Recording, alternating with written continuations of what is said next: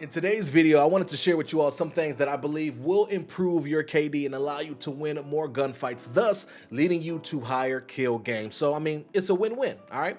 Real quick though, I want to preface it by saying this, all right? Now, I do have a script slash outline that I will be following, but for the most part, I will be freestyling things in this video. So if you hear any speech impediments, rambling, pauses, or anything of that nature, that's exactly why, okay? I'm terrible with traditional scripts and they take away from the authenticity of the video, in my honest opinion.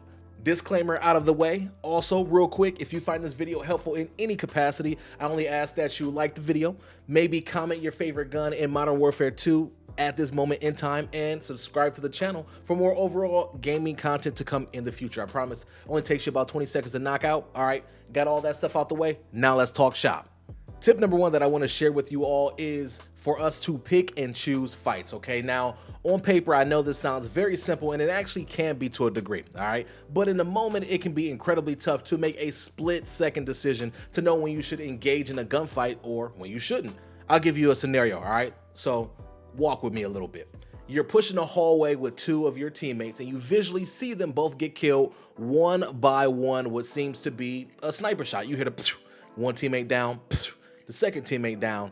It's probably in your best interest to not proceed down that same hallway because there's more than likely a sniper there that is positioned on a nice head glitch, right? Or their head is just showing just a little bit so you can't see them, but they can see all of you, right? And they are ready for somebody else to walk down that hallway and get their wig split, you know? We don't want that to be you. So in that position, you should disengage and maybe flank that sniper to pick up the kill, or just look for engagement elsewhere in an entirety. Consciously making those decisions every single match will pay off big time, and they'll become more and more natural for you as time goes along. And trust me, when making those quick time decisions become second nature, you will become a bad mamma jamma. That's for real. Moving on to tip number two here. I call this the buddy system, all right? Now, I may make an entire video in regards to this one day, but I'm just gonna touch on it right now, all right? This is when you run alongside a teammate, and it is a game changer for many reasons, okay? You can find out where players are located based off of what your teammate is doing, right? Where they might be shooting, where they're getting shot from, so on and so forth, all right? On the other hand, if you are in a gunfight, your teammate should naturally assist you as long as they aren't like, you know, a super duper baseline bot, right? Which in most cases, they won't be based off of SBMM unless you are. Another talk for another day, right? They'll naturally assist you and they'll aid in helping you get that kill, or they might steal that kill from you. But it could be okay though, because you live to fight another day, and that's what we all want to do, right? Something else is a lot of people don't think about forcing the opposition to make a choice of who to shoot at, right? Which can buy you an extra split second that you might need to pick up that kill, right? Because with Modern Warfare 2, if you start shooting before your opposition, good chance is you're going to win that gunfight, right? And as the old saying goes, there is power in numbers. That definitely holds true in regards to the buddy system. Now, the only time I would ever advocate for you to split off from a teammate is if you are intentionally trying to stay off the grid for some big brain 3000 IQ flank play, right? Or if you're running perks like cold-blooded, ghost, and or have dead silence activated. Beyond that, I would say stay close to a homie. Jumping into tip number three right here. You want to bring the right loadouts to the fight, all right? If for some reason you were unaware, maps on Call of Duty all tend to flow different, right? Some maps might favor more CQC or close quarter combat, while some might lean more towards long range, drawn out gunfights.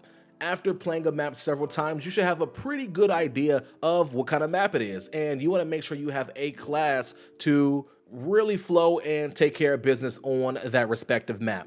Too many times I see people getting frustrated when they're trying to get kills with SMGs on super long range maps. On the other hand, I will see people completely getting outgunned left and right when they're using assault rifles or LMGs on these close quarter maps. In doing that, you're only putting yourself at a disadvantage, right? If you're going to go for high kills, right, and you always want to win your gunfights, or at least most of the time you want to win your gunfights, that's the last thing you want to do. If your objective is to complete challenges or to just be goofy, then by all means, have at it. But if you're trying to frag out, then you got to definitely take that into consideration.